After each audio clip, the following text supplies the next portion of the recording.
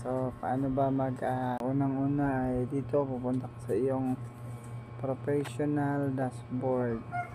Yan. Yan, dashboard. I-click mo yan. Tapos, ito, screenshot mo to. Yan. Screenshot mo yan. Yan. Tapos, itignan mo dito. Ayan. Ayan siya. I-screenshot mo din yan. Yan.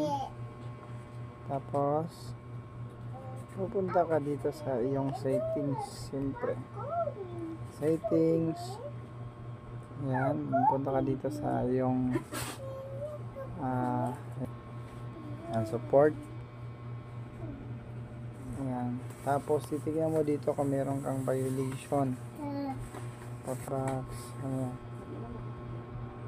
So, dito, titignan mo dito sa report or ayan. So, na-violation ka.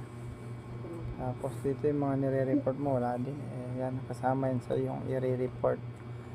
So, ngayon, pupunta ka dito sa iyong problema. Yan. Ito, report the problem ka na. Yan. Ito. Yan siya. Sa report na dito. Yan. Tapos, pag nandiyan ka na, report ka na dito. Yan. Continue the problem. So, ayan. Kapag nandiyan ka na guys, siyempre, ang gagawin mo ay gagawin mo lang. Hindi. Ito yan. So, includes. Diyan. And dito pipiliin mo dito kung ano yung gamit mo. Facebook page pa or profile. Sa akin naman kasi ay profile. So, profile yung i-click natin. So, dito guys ay upload natin yung mga screenshot natin kanina. Yan. At ito yung kanina din. Lahat ng yan at wala tayong violation.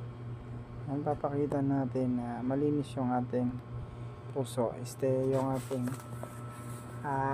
Facebook. Ayan. Tapos dito siyempre meron na akong ginawa dito guys. May ginawa na ako. Yan po.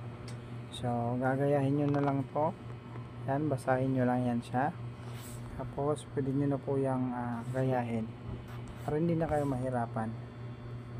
Okay. So tapos ay isubmit mo na siya. Ganyan lang mag-report. So after 7 days, makikita mo na yung Facebook ay meron na siyang green check. Ibig sabihin ay okay na ang iyong Facebook. 7 days po yan. So, yun lamang, no? Maraming salamat. At kapag meron pa po kayong violation, so, meron po kayong titignan or i-delete. So, marami po tayong gagawin pang tutorial para maituro ko po sa inyo kung ano po yun, no? Kung hindi pa kayo nakapalo sa aking Facebook page, or sa aking Facebook profile, baka naman. Okay? At saka, yun lamang po. Maraming salamat. God bless.